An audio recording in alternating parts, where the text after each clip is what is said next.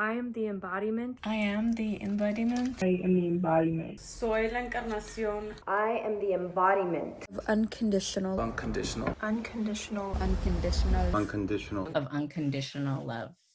Art is also a tool and a weapon in the fight for liberation. Part of what I want to do in these professional development meetings is to introduce you to people in the community that are doing amazing things. Lisa, I find, is a very inspiring educator, and she really understands why you are all so important. The speaker that she brought, I feel that it brought us together too as a team, with everything she was saying and how she combines it with video. It was amazing. We are the embodiment of unconditional love.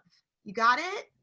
That was our first week. What I hope for this class as a whole is to help me like create tangible ways to like express things and like work through things, and then also like share, I guess, those processes with the greater world. The first tool that I'm going to cover at the bottom, it's this scissor, and that's basically... I really want to incorporate video into my own work and art practice and teaching.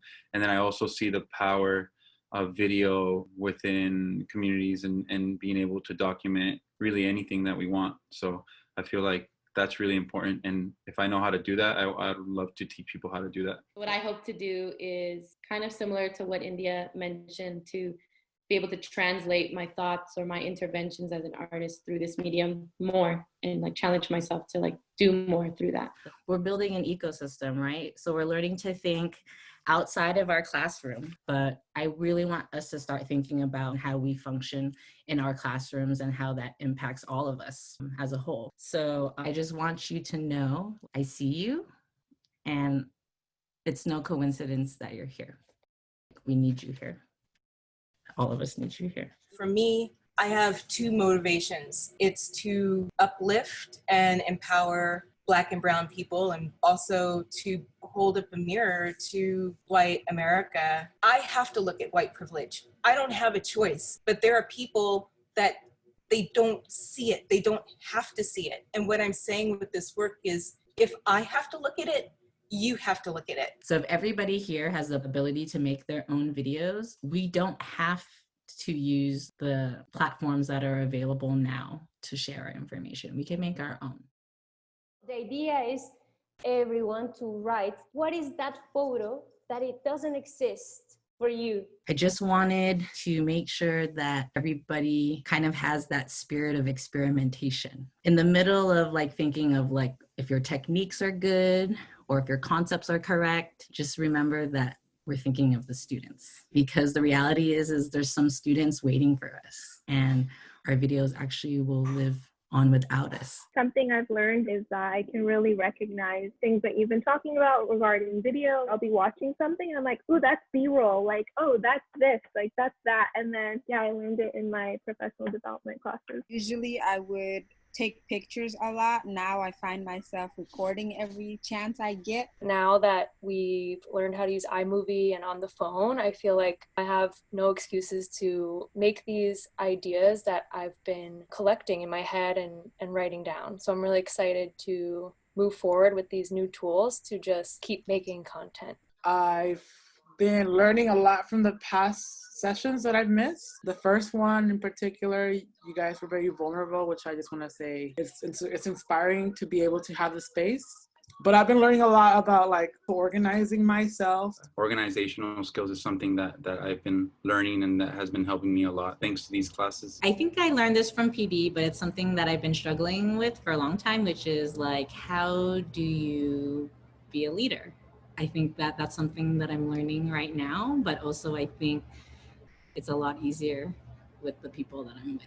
My idea basically is to like have people think about like the place they physically occupy. The plan is to choose a piece of historical documentation. One of my activities is going to be focused around transborderism. Recreating famous paintings in the form of a self-portrait, but with their own identity, culture, and personality. Define what community and activism mean. It can be like a photograph, a newspaper clipping. It's going to be kind of like a teach-in where students learn about the trans-border community and learn that there are fellow students that live this life. And to create a still life with objects that you have at home that tell a story about the piece of the documentation. Have people think about the like most like banal things, the things they interact with on a daily basis, and how that informs their identity. You don't need a huge production studio to talk about what matters. You could do it straight out of your house.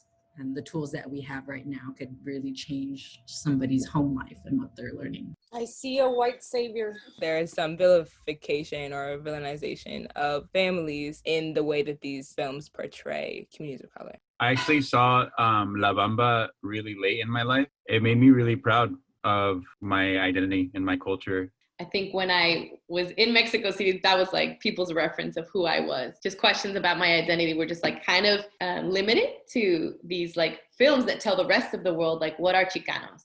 These films, they are touching the surface, but they're not going deep enough. And I think there is a difference between representation and reality. And I think what you are all working on is the reality. Cada cabeza es un mundo. Each head a world.